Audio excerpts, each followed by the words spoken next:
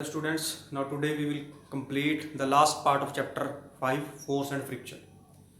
So in the previous part we have discussed about the various terms used like angular acceleration, angular velocity, angular displacement, these all things terminology for circular motion. So now the next topic is your uniform circular motion. So what is the meaning of uniform circular motion?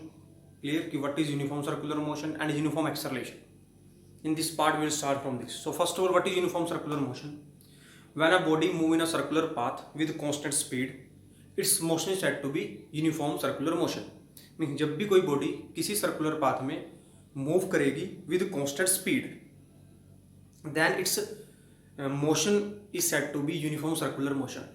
Mean speed constant है, velocity है जो वो change होती रहेगी, because जो velocity है that depend on the direction also. So we will start it and see what is in this. So first of all we will take an example. This is an object, clear, and it is axis of rotation. So that object moving in a circular path. ये किसी circular path में object घूम रहा है.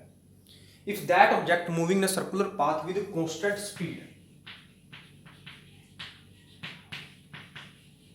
means speed of the object is constant, then the motion of the object is said to be uniform circular motion, and the acceleration of that object during that uniform circular motion is said to be centripetal acceleration. उसकी acceleration को हम centripetal acceleration कहेंगे. तो हमने discuss किया था कि speed constant लेकिन वेलोसिटी आपकी चेंज होती रहती है. कैसे?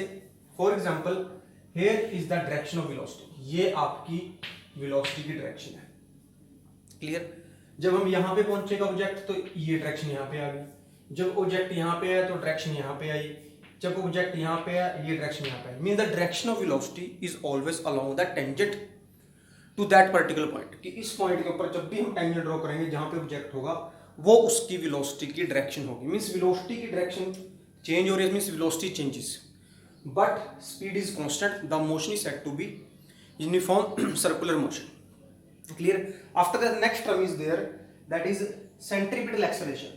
The acceleration of a body or object during uniform circular motion is said to be centripetal acceleration. Mean जब भी कोई ऑब्जेक्ट सर्कुलर पाथ में घूम रहा है विद कांस्टेंट स्पीड, क्लियर, तो उस स्पीड जब स्पीड कांस्टेंट है लेकिन ऑब्जेक्ट को बार बार क्या करना पड़ेगा, एक्सेलरेट करना पड़ रहा है. तो जिस एक्सेलरेशन के साथ ऑब्जेक्ट आपका एक्सेलरेट होगा during the circular motion with constant speed, its acceleration is said to be uniform acceleration.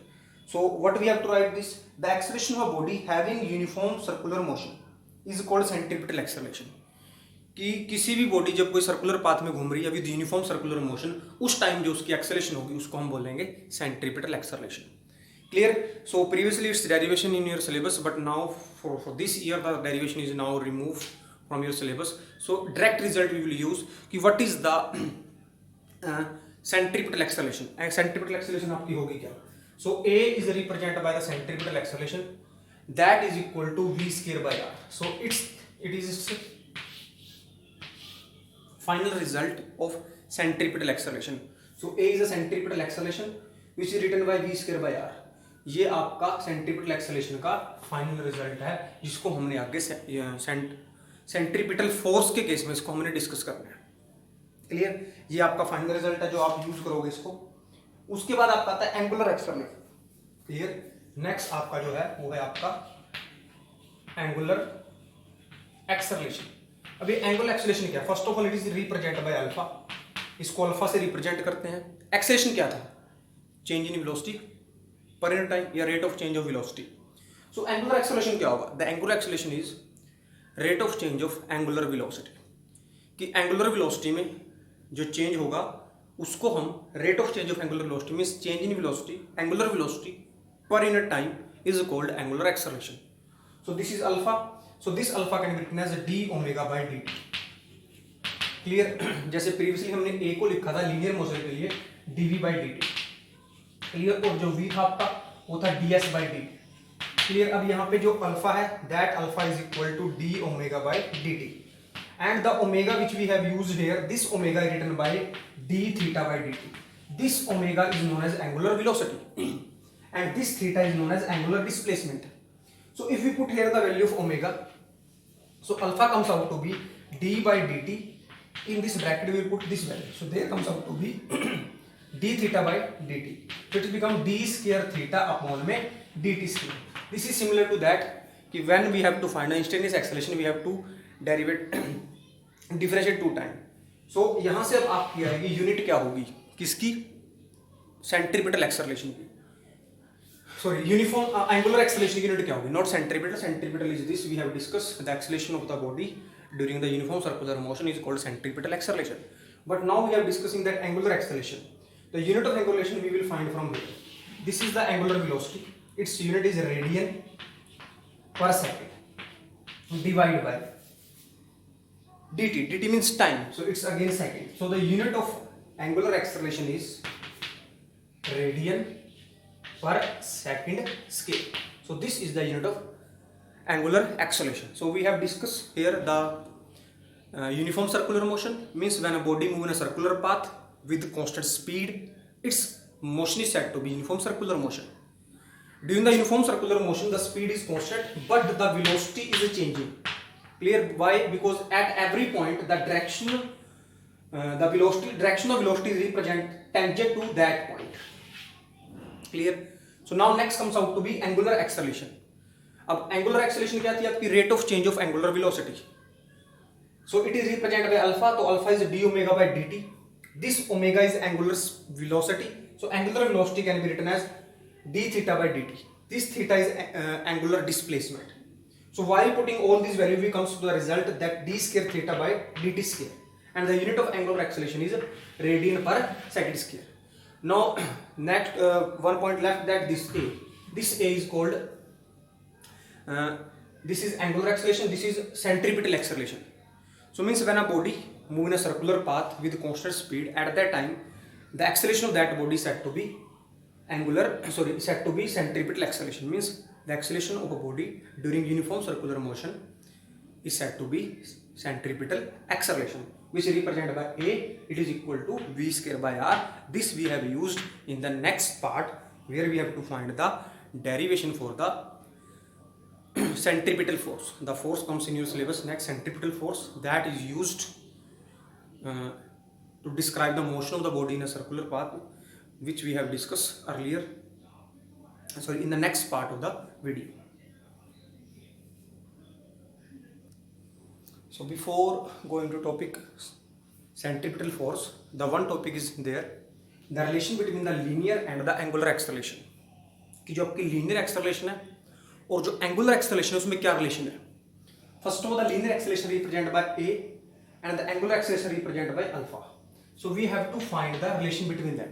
Means हमने ए और अल्फा के बीच में रिलेशन को फाइंड करना है कि what is the relation between the a and alpha, कि जो ए है और अल्फा है वो एक दूसरे से कैसे लिंक्ड है. Both are the vector quantity. So now we will start it कि what is the relation between the a and alpha. We all know that कि a can be written as dv by dt. Means this dv by dt is known as change in velocity upon में time, or simply we will write here rate of change of velocity. This is dv by dt. In the earlier part we have find a relation between the linear velocity and the angular velocity. Means हमने v और omega में एक relation find की थी जो हमने previous part में आखिरी में आया था कि v और ओमेगा कैसे इंटरलिंक्ड है. तो v है आपका, that is written by r omega. Means v जो आपका है वो r ओमेगा के इक्वल है.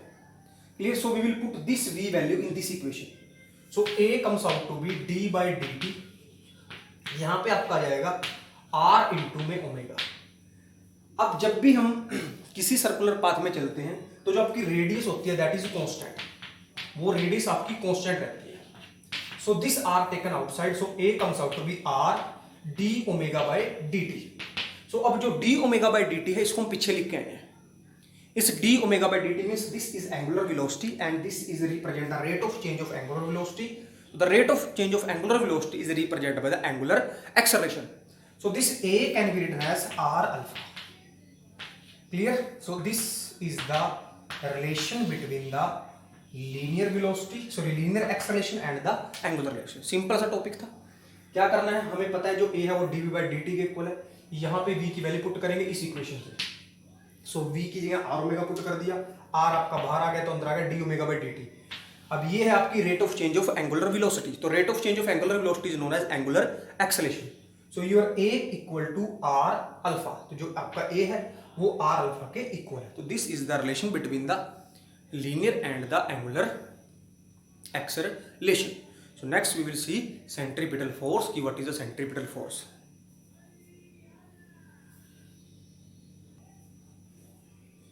So now we will discuss the centripetal force. So the centripetal force is linked with the uniform circular motion. Means whenever a body move in a circular path, clear?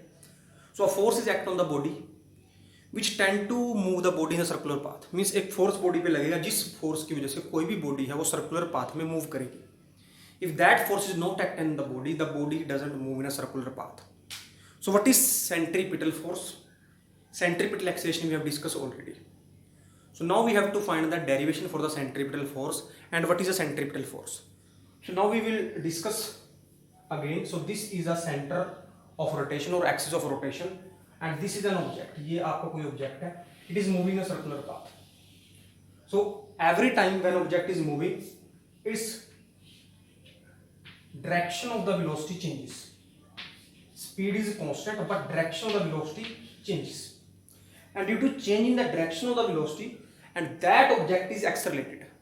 Means ये change in velocity की वजह से यहाँ पे object की acceleration आ रही है। उस एक्सेलेरेशन की वजह से जो ऑब्जेक्ट है that is moving in circular path which we have discuss that centripetal acceleration. So if the direction of the motion, this is the direction of motion also, कि आपके बॉडी की मोशन की direction, लेकिन object आपका circular path में घूम रहा है। तो ये सर्कुलर पाथ में क्यों घूम रहा है, ये सीधा क्यों नहीं जा रहा? The reason behind that there exists a force which is known as a centripetal force which is always act toward the center. कि यहाँ पे एक ऐसा फोर्स एग्जिस्ट करता है जो हमेशा सेंटर की तरफ लगता है, that is known as FC, means centripetal force. अब what is centripetal force? A force due to which an object always move in a circular path. कि ऐसा फोर्स जिसकी वजह से कोई भी ऑब्जेक्ट जो आपका है वो आपका सर्कुलर पाथ में मूव करता है, उसको हम कहते हैं centripetal force. The force which deviate the moving body from its linear path to move it along a circular path and directly inward. कि मीन्स ये एक ऐसा फोर्स है जो किसी बॉडी के, ये this is it's linear path, it is it's linear path, ये इस सभी बॉडी का यहाँ पे लीनियर पाथ है। तो जो आपका ये सेंट्रीपिटल फोर्स है किसी भी बॉडी को लीनियर पाथ से डेविएट करता है in the circular path and it is always act inward. ये कहाँ लगता है? inward toward the center, and due to that force the object move in a circular path. So what is centripetal force? A force which deviate the moving in a linear path to a circular path. कि ऐसा force जो किसी body के linear motion को deviate करके किस में लेके आता है? सर्कुलर मोशन में लेके आता है। तो उस फोर्स को हम सेंट्रीपिटल फोर्स कहेंगे। और simply the force which act toward the centre and tend to move a body in a circular path. कि ऐसा फोर्स जो सेंटर की तरफ लग रहा है और किसी भी बॉडी को सर्कुलर पाथ में घुमा रहा है, उस फोर्स को हम सेंट्रीपिटल फोर्स कहते हैं। So now what is the derivation for centripetal force? So if we say that कि A is its angular acceleration and m is the mass of that object. कि ये जो ऑब्जेक्ट है इसका मास m है and it is moving with the angular centripetal acceleration A. कि ये आपका ऑब्जेक्ट सेंट्रीपिटल एक्सेलरेशन A के साथ घूम रहा है। So what is the force act on that object? So that force is Fc. So this Fc can be written as ma. Clear? तो ये Fc आपका ma के इक्वल है। तो which is that acceleration? This acceleration is known as centripetal acceleration, which we have written previously, that A is equal to v square by r. So this Fc comes out to be mv square by r. और this is the formula of the centripetal force. ये आपका formula आ गया किसका? Centripetal force का। तो इस formula को आप अगर थोड़ा और मॉडिफाई करना चाहते हैं तो इसको हम कर सकते हैं in place of v can put r omega which we have written previously. So this fc can be written as m into में r ओमेगा का square divide by r, then it will become m r square omega square divide by r। So this r cancel, it become m r omega square, and at that time it is in the form of angular velocity. Previously it is in the form of linear velocity, now it is in the form of angular velocity. Also we have a relation with omega also. omega के साथ भी अपने एक relation है, अगर आप उसको लिखना चाहते हैं तो उसको भी लिख सकते हैं. We all know that कि this omega can be written as 2 pi by t, which we have previously proved. कि इस ओमेगा की जगह हम 2 pi by t भी लिख सकते हैं. क्लियर? तो यहां पे आपका आ जाएगा that fc can be written as m r divide by m r in place of omega we can write here 2 pi by t. Clear? तो it will become m r 2 pi by t. इसकी form में भी हम इसको लिख सकते हैं. तो ये आपका आ गया इसकी फॉर्म में, in the form of time. Next इसको अगर आप चेंज करना चाहते हो, इसका स्केयर भी है यहाँ पे, तो ये बन गया आपका 4 पाई स्केयर इंटू में r, 4 pi square m r into में divide by t square. Clear? और अब अगर इसको लिखा तो this is 4 pi square m r, this can be written as 1 upon t square, means as a whole we can write it t square, and this is 1 upon t. तो जो आपका ये 1 upon t होता है, तो यहां से अगर इसको मैं यहां लेके आता हूं, that is 4 pi square m into में r, that is 1 upon t का होल स्क्वायर. मैंने इसको यहां पे थोड़ा लिख दिया. अब जो 1 upon t होता है that is known as frequency. तो ये आपका बन जाएगा 4 pi square m r nu square. तो ये आपका आ गया in the form of frequency. Clear? तो ये आपका डेरिवेशन था for the centripetal force. There exist another force which is known as centrifugal force. Actual में जो आपका सेंट्रीफ्यूगल फोर्स है ये आपका कोई रियल फोर्स नहीं है. This is not a real force, it is a, we can say that it is a imaginary force. अब यहाँ पे एक कंडीशन एक और आएगी सुनने का है कि अगर कोई फोर्स सेंटर की तरफ लग रहा है तो वी कैन से दैट कि ये बॉडी है वो सेंटर की तरफ चली जानी चाहिए, लेकिन ये बॉडी सेंटर की तरफ नहीं लग जाती. इसका मतलब there exist another force which is acting on that body which act away from the centre. जो सेंटर से अवे लग रहा है उस फोर्स को हम बोलेंगे सेंट्रीफ्यूगल फोर्स. एक्चुअल में जो सेंट्रीफ्यूगल फोर्स है वो एक रियल फोर्स नहीं है, वो एक इमेजिनरी फोर्स है. मीन्स जस्ट वो इमेजिनेशन है, सिर्फ एक सोच है क्या कि अगर कोई फोर्स सेंटर की तरफ लग रहा है तो ये बॉडी को सेंटर में फॉल करना चाहिए, लेकिन ये बॉडी सेंटर में फॉल नहीं करती. इसका मीन्स वहां पे एक और फोर्स एग्जिस्ट करता है जिस फोर्स को हम सेंट्रीफ्यूगल फोर्स कहते हैं, which is act away from the centre. ये जो सेंटर से अवे लगता है और ये आपका सेंटर की तरफ लगता है. तो इतना ही बहुत है आपका सेंट्रीफ्यूगल फोर्स के लिए. So next we will discuss some application of centripetal force और सर्कुलर मोशन.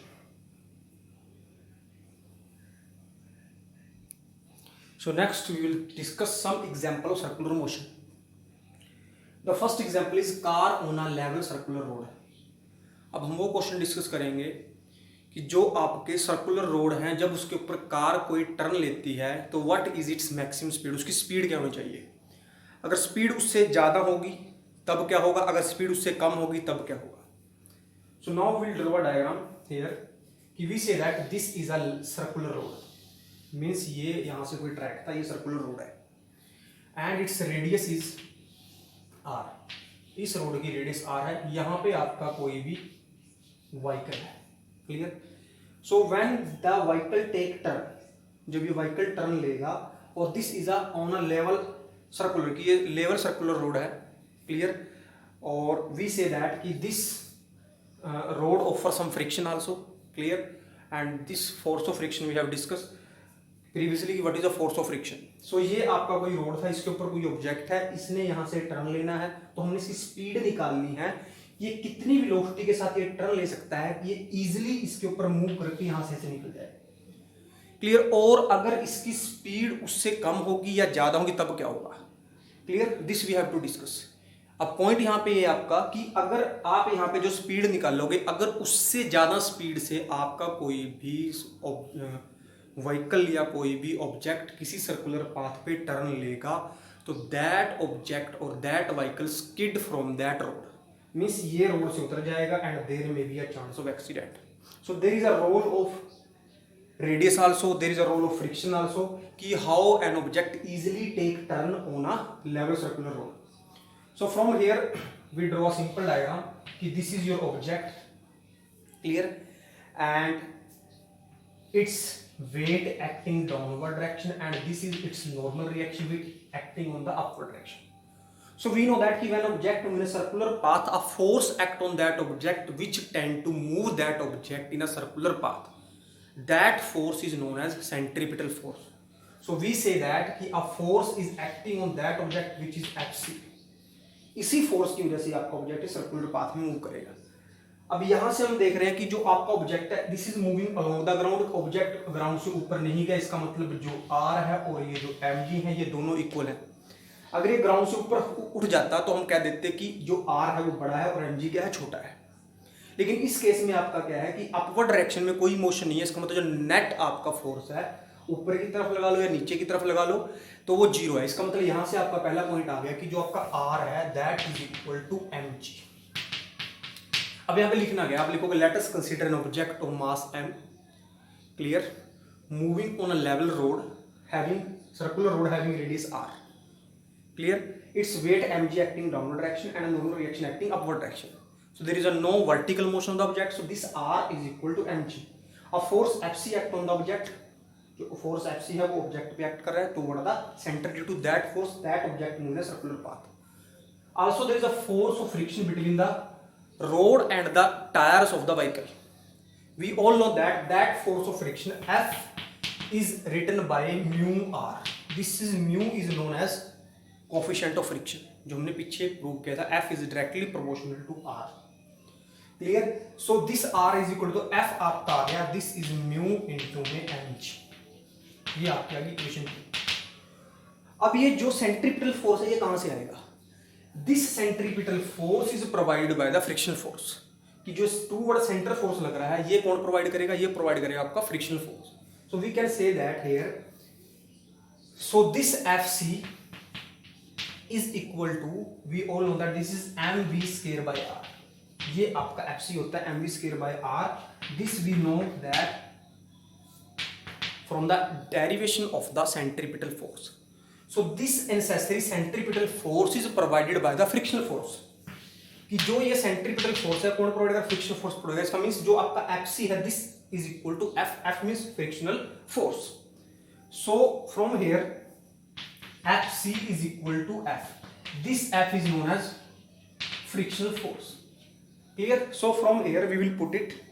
इसको हम पुट करेंगे. पुट करने के बाद हम देखेंगे कि what is the velocity of that object. Clear? So here I am putting the value of both these. तो what is its value? Fc centripetal force आपका है mv square by r is equal to frictional force which we have find here mu into में mg. Mu into में mg. So this m cancel with m and that r move to that side. So v square is equal to mu r g and this v comes out to be under root mu r g. अब यहां पे आपके पास एक velocity की value आ गई. अब ये velocity किस किस पे डिपेंड करती है? This velocity depend on the three quantities. अब ये जो वेलोसिटी आई है ये वेलोसिटी इस व्हीकल की है जो किसी भी लेवल सर्कुलर रोड पे चल रहा है और वो इजीली नेगोशिएट कर सके, इजीली टर्न ले सके बिना स्किड किए. तो उसके लिए जो ऑब्जेक्ट की वेलोसिटी है that must be equal to mu r g. हमें कोफिशिएंट ऑफ फ्रिक्शन पता होगा, हमें इस रोड की रेडियस पता होगी और ग्रेविटी हमें पता ही है. सो अगर हम यहां से जो वेलोसिटी निकालते हैं दिस इज द वेलोसिटी, कि अगर कोई ऑब्जेक्ट इतनी वेलोसिटी के साथ यहां पे टर्न लेगा तो वो इजीली टर्न ले सकता है. But if the velocity of the object is greater than this value, so that object cannot easily take turn. If the object have velocity more than under root mu rg, this object is not remain on the road, it skid from the road. ये road से फिसल जाएगा और road से नीचे आ जाएगा. अब next आएगा कि हम इस स्पीड की वैल्यू को कैसे बढ़ा सकते हैं. क्लियर? मीन्स अगर हम इस स्पीड की वैल्यू को और कैसे बढ़ा सकते हैं. मान लो ये आपकी फॉर एग्जांपल किसी रोड के लिए 10 आ रही 10 मीटर पर सेकंड की. मान लो किसी रोड पे हमने टर्न लेना है तो मैक्सिमम स्पीड 10 होनी चाहिए. 10 से ज्यादा होगी तो ऑब्जेक्ट फिसल जाएगा. अब इस वैल्यू को 10 से ज्यादा कैसे बढ़ाएंगे वो हम आगे डिस्कस करें, जिसको कहते हैं बैंकिंग ऑफ द रोड। वो हमने अगले पार्ट में डिस्कस करना है कि we can increase this speed कि that object can take turn easily with a large value of speed without skidding. This can be done by the banking of road, so which we have discuss in the next part कि what is banking of road. Now, what is banking of road? We have discussed that previously. If v is equal to under root mu rg, जो ये speed है ये किसी भी level road के ऊपर थी, सर्कुलर रोड के ऊपर, तो अगर आपका ऑब्जेक्ट इस वेलोसिटी से ज्यादा वेलोसिटी से टर्न लेगा किसी भी सर्कुलर रोड से, तो it doesn't remain on the road, it skid from the road. So there is a problem कि we can not take turn on a curved road और we can say circular road with large value of speed. इससे ज्यादा हम turn नहीं ले सकते। तो उस प्रॉब्लम को ओवरकम करने के लिए एक नया कंसेप्ट है, that is banking of road. अब बैंकिंग ऑफ रोड का मतलब क्या है कि for example if this is your level road, अगर ये आपका कोई रोड लेवल है तो its outer edge is raised by some angle theta, this is known as banking. कि ये मान लो ए था, ये बी था, क्लियर। सो इस प्रॉब्लम को ओवरकम करने के लिए कि व्हीकल आपका ज्यादा स्पीड से भी इजीली टर्न ले सके, तो जो आउटर एज था इसको उठा के हम यहां पे ले गए बी डैश। आपने देखा भी होगा हाईवेज वगैरह जो होते हैं, जब वहां पे टर्न होता है कि जो आउटर एज होता है वो हाइट पे होता है थोड़ा, और जो इनर एज होता है वो थोड़ा नीचे होता है। तो this is known as banking. Banking means क्या है कि rise in the outer edge as compared to inner edge is known as banking of road. So what is banking of road? The outer edge of the road is raised little above the inner edge. This is known as banking of road.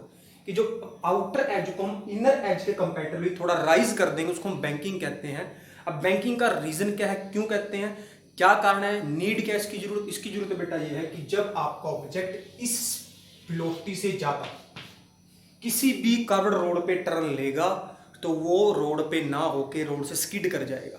तो to overcome this problem the outer edge of the road rise by small angle, this is known as banking of road. In the next part we have to discuss कि what is the velocity of the object on the banked road. इसके दो case बनेंगे आपके, एक वो जिसके ऊपर friction है और एक वो जिसके हम फ्रिक्शन को नेग्लेक्ट करते हैं। तो first we will discuss the motion of the object on a banked road, clear, कि हम अब नेक्स्ट डिस्कस करेंगे motion of the object on the banked road.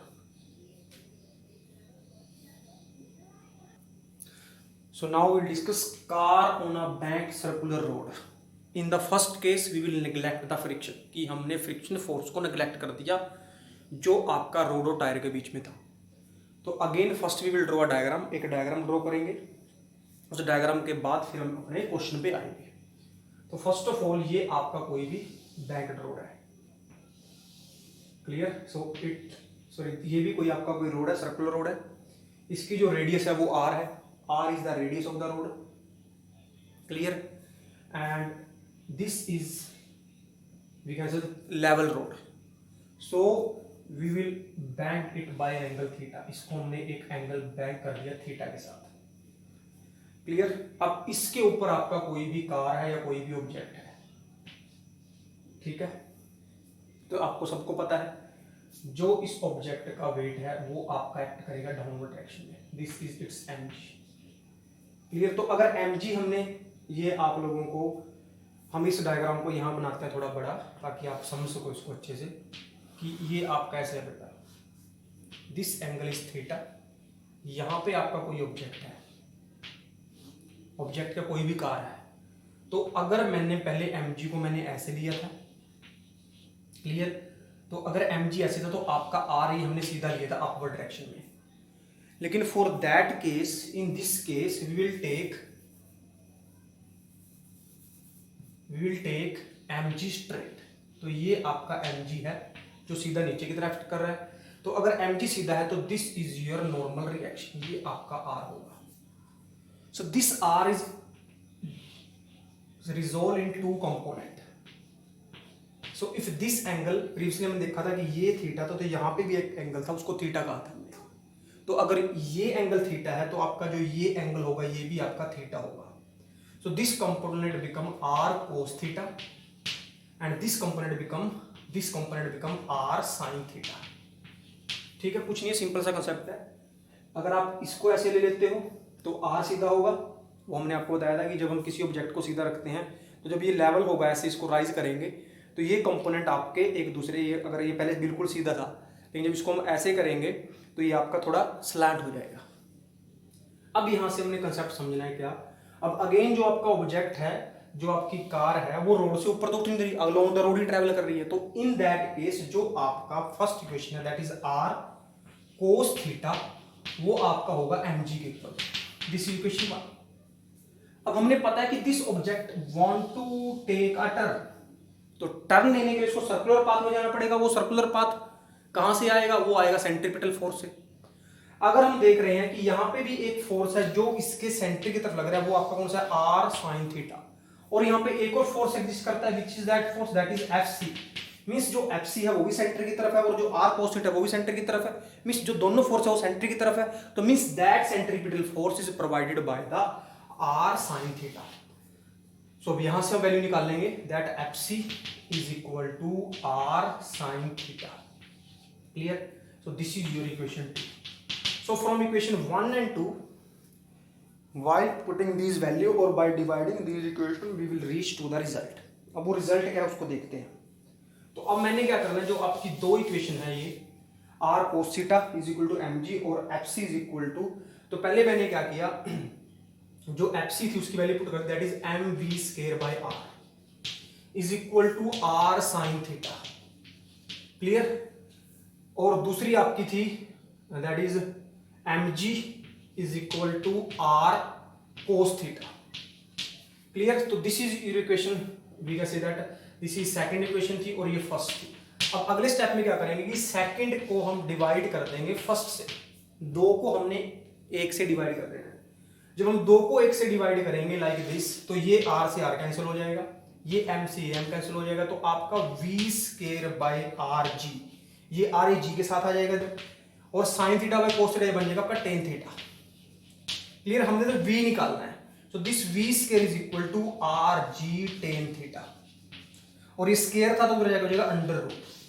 तो पिछले केस में हमने क्या किया था, आपकी जो v आया था वो v था under root mu r g. Clear. हमने वहां पे आर म्यू आर जी लिया था, बट यहाँ पे आपका है आर जी टेन थीटा। इसका मतलब जो म्यू था हमने इसको नेग्लेक्ट कर दिया था। At that time we doesn't consider the concept of friction force, कि हम यहाँ पे फ्रिक्शन फोर्स को नहीं दे रहे।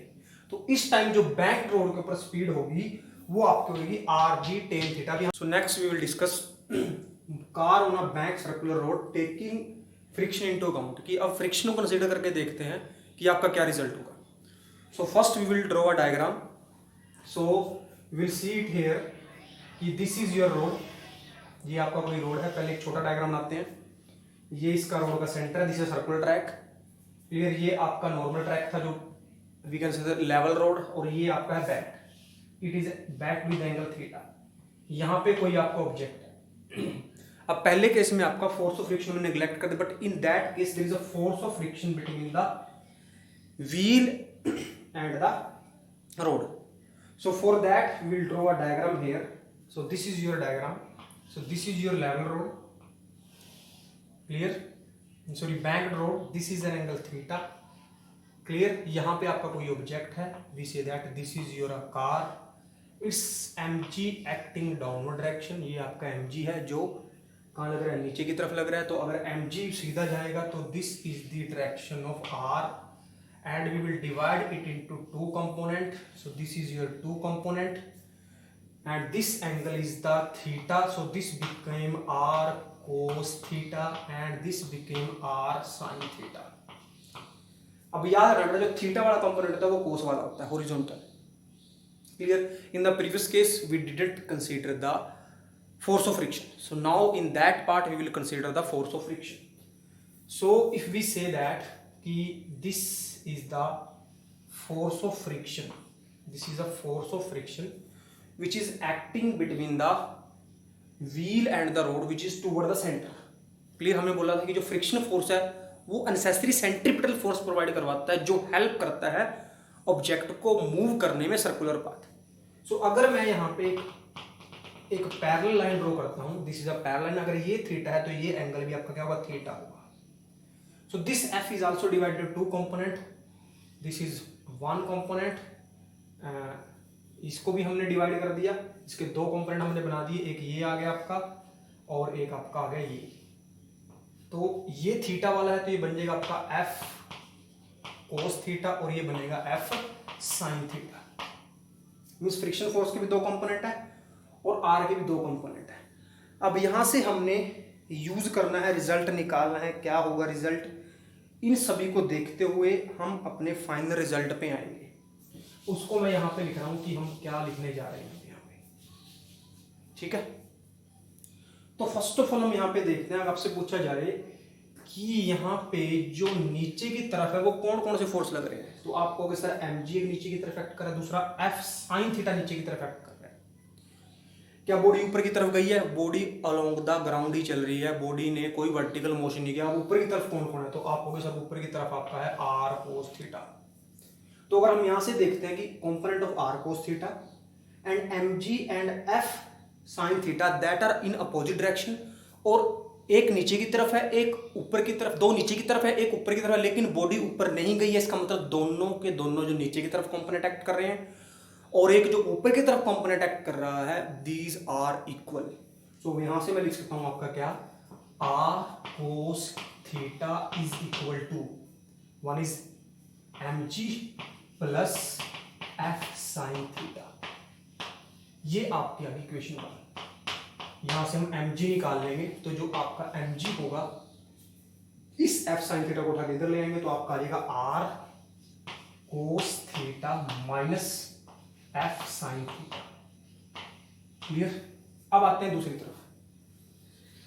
अब अगर आपसे पूछा जाए कि सेंटर की तरफ कौन कौन से फोर्स लग रहे हैं, तो आप कहोगे सेंटर की तरफ जो फोर्स लग रहा है, एक तो आपका ये वाला component means r sin theta, और एक आपका लग रहा है कौन सा सेंटर की तरफ, that is f cos theta. Means जो अंदर की तरफ फोर्स एक्ट कर रहे हैं, यहाँ पे दो फोर्स हैं जो अंदर की तरफ एक्ट कर रहे हैं, these two forces are means which are acting to, ये सारा बेटा जो ये है ये रोड के ऊपर चल रहा है काम आपका ऐसे, ये आपका रोड है यहाँ पे ऐसे। अब ये दोनों जो है रोड के सेंटर की तरफ लग रहे हैं, कौन कौन से, f cos theta and r sin theta, दोनों सेम डायरेक्शन में है तो दोनों को ऐड करेंगे, and these provide the necessary centripetal force. So this fc is the centripetal force and which is provided by the two component f cos theta and this is f cos theta and another is r sin theta। तो यहाँ पे आपका आ जाएगा f cos theta plus r sin theta। Clear. And we all know that this fc centripetal force है तो किसके equal होगा आपका mv square by r is equal to f cos theta plus r sin theta। तो अब यहां तक पहुंच गया। अब हमने क्या करना है, ये आपकी इक्वेशन वन होगी, मान लो दिस इज इक्वेशन वन है और ये आपकी इक्वेशन टू है। अब इन दोनों इक्वेशन वन और टू को हमने यूज करना है, पुट करना है, जिसको अब हम यहाँ पे देखेंगे कि कैसे इसको हमने यूज करना है to find the final result और to find the final velocity of the object on a banked circular road by taking the friction in account, कि फ्रिक्शन को कंसीडर करके क्या आपका रिजल्ट आएगा।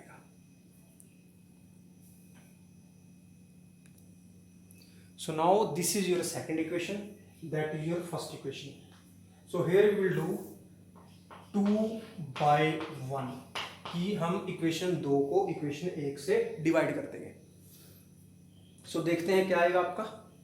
So इक्वेशन 2 आपकी है mv स्क्वायर बाय r और यहाँ पे आपका है mg, तो इसके नीचे आपका आ जाएगा यहाँ पे mg इज इक्वल टू, वहां पे आपका था r cos theta minus f sin theta, this is in first, second this is f cos theta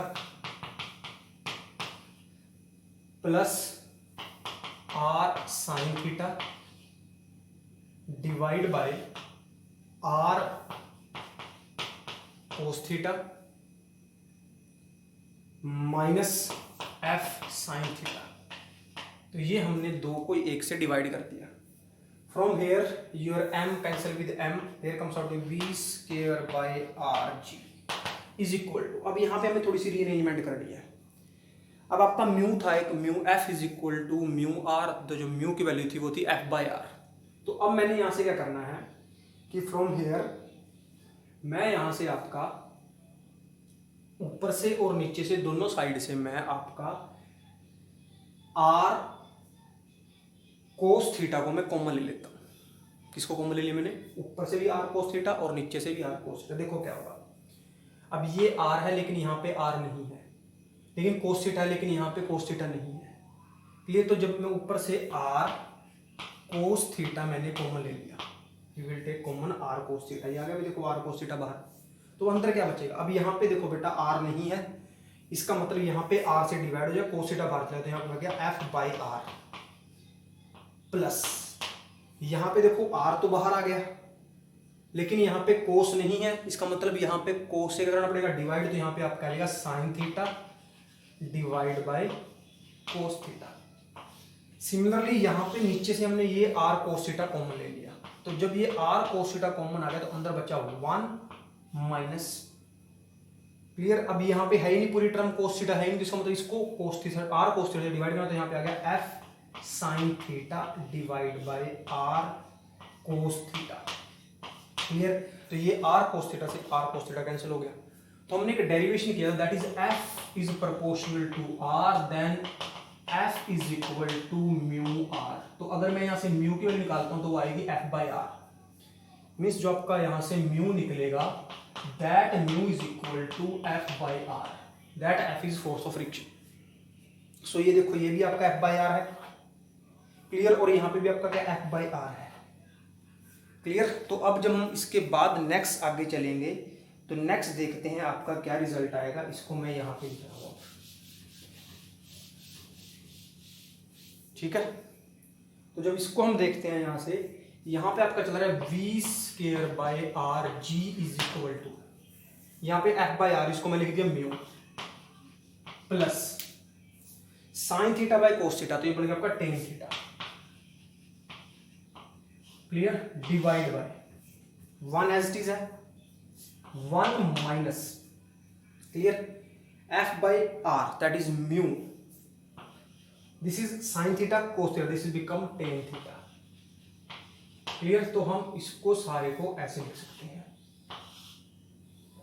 अब इसके बाद आपका हमें तो v चाहिए, तो v square is equal to r g mu plus tan theta divide by 1 minus mu tan theta, ये सारा v स्क्वायर के इक्वल चला गया। और अगर हमने v निकालना है तो ये सारा आ जाएगा अंडर रूट के अंदर। क्लियर? अब हमने जो इससे पीछे वाला केस किया था उसके अंदर हमने फ्रिक्शन को कंसीडर नहीं किया था। So if we doesn't consider the friction, so if we put mu equal to 0, अगर म्यू को हम 0 पुट कर देते हैं तो ये आपका बन जाएगा 0। क्लियर? ये भी आपका क्या बन जाएगा 0। तो आपके पास क्या बचा? आपके पास बच गया v is equal to under root r g tan theta, जो हमने एक फ्रिक्शन के बिना वाला जो केस किया था उसमें आपका ये आएगा। तो ये आपका टॉपिक था। Clear? So theory of chapter 5 is now over.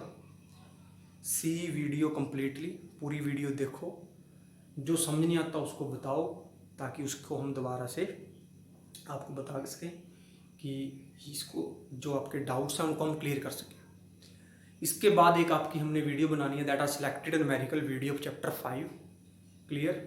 So once I send you the numericals of that chapter, you have to try once these numerical. If you have any problem in these numericals, so you have to tell to me, I will solve your problem. So now see the video, video को पूरा देखना है, पूरा देखने के बाद आपने comment करना है। जो पूरा देखेगा उसी को पता है कि सर ने पीछे से बोला है कमेंट करना है, अपना नाम कमेंट करें। क्लियर? तो this is over now, so your chapter number 5 is over today, so complete it and submit it on time. Thank you.